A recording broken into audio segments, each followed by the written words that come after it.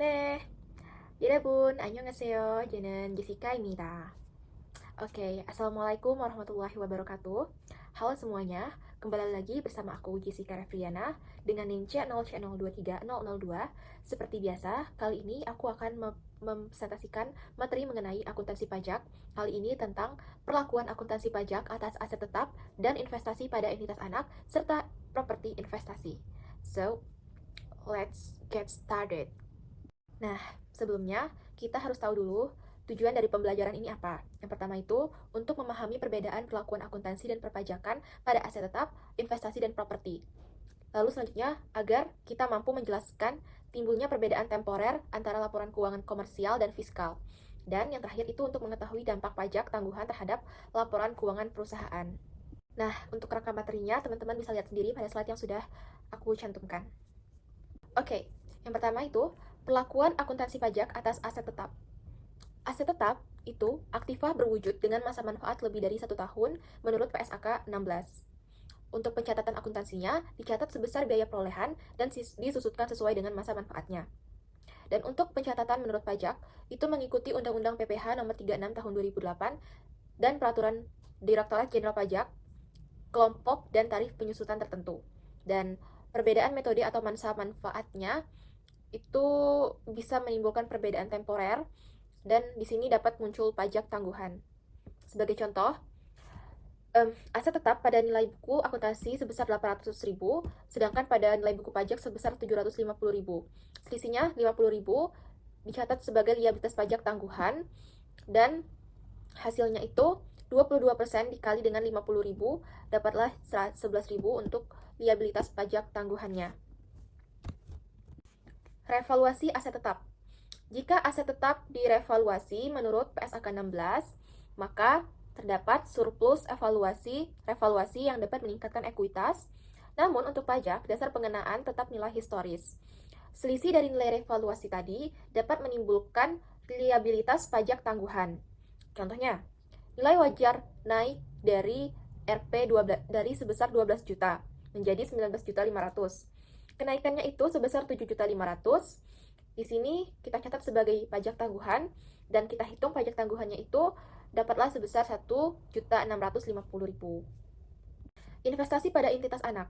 Definisinya apa sih?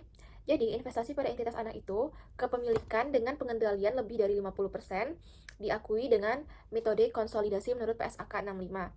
Jadi, misalnya suatu perusahaan ingin mengakuisisi satu perusahaan. Di sini, perusahaan induk atau perusahaan yang mengakuisisi itu harus memiliki pengendalian atau saham lebih dari 50% terhadap entitas yang ingin diakuisisi tadi. Dan pengakuisisiannya ini menggunakan metode konsolidasi menurut PSAK 65. Nah, dari sisi pajak definisinya itu, dividen dari entitas anak atau entitas yang diakuisisi bisa dikecualikan pajak jika memenuhi syarat. Perbedaan waktu pengakuan laba dan dividen itu akan menimbulkan pajak tangguhan. Nah, ini harus diungkap secara transparan dalam laporan keuangan. Untuk contoh investasi pada entitas anak, teman-teman bisa lihat pada slide yang sudah saya cantumkan. Itu dari segi aspek untuk pengakuan laba anak, untuk akuntansi komersial itu saat laba terjadi, dan untuk pajak fisikal pengakuan laba anaknya saat dividen diterima. Dan untuk aspek dampak pada akuntansi komersial, dampaknya itu muncul aset pajak tangguhan, dan untuk pada pajak itu dampaknya pajak dibayar saat dividen diterima. Dan tujuannya pada akuntansi komersial itu untuk menghindari pengakuan ganda, dan pada pajak tujuannya untuk menyesuaikan dengan prinsip fiskal. Properti akuntansi atau investasi. Properti akuntansi atau investasi diakui atau diatur oleh PSAK pasal 13 yang mengatur tentang properti akuntansi yang meliputi tanah atau bangunan untuk sewa atau kenaikan nilai. Di sini diukur dengan model biaya dan model nilai wajar. Nah, pada perpajakan dihitung berdasarkan pendapatan sewa dan penyusutan aset, dan basis pajaknya tetap nilai historis bukan nilai wajar dan dapat menimbulkan pajak tangguhan. Contohnya, nilai pasar naik 2 miliar atas properti yang sudah kita beli. Di sini menimbulkan pajak tangguhan. Sehingga jika kita hitung 22% dikali 2 miliar sama dengan 440 juta. Jadi 440 jutanya ini adalah pajak tangguhannya. Pengungkapan dan implikasi pajak. Berdasarkan PSAK 46 tentang pajak penghasilan, harus mengungkapkan pajak dan pajak tangguhan. Pengungkapan wajib agar laporan keuangan transparan dan accountable. Dan koordinasi antara bagian pajak di sini sangat penting. Dan kesalahan pengakuan dapat menimbulkan potensi sanksi fiskal dan denda administrasi. Berikutnya untuk kesimpulan pada materi hari ini adalah perlakuan akuntansi pajak mencerminkan keseimbangan antara laporan keuangan komersial dan kewajiban fiskal. Perbedaan metode akuntansi dan perpajakan menyebabkan pajak tangguhan. PSAK 16, PSAK 13, PSAK 46, dan PSAK 65 menjadi dasar utama dalam pengakuan aset, investasi, dan properti.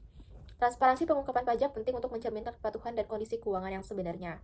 Baiklah, demikian dari presentasi saya mengenai materi perlakuan akuntansi atas aset tetap dan investasi pada entitas anak, serta properti akuntansi pada hari ini.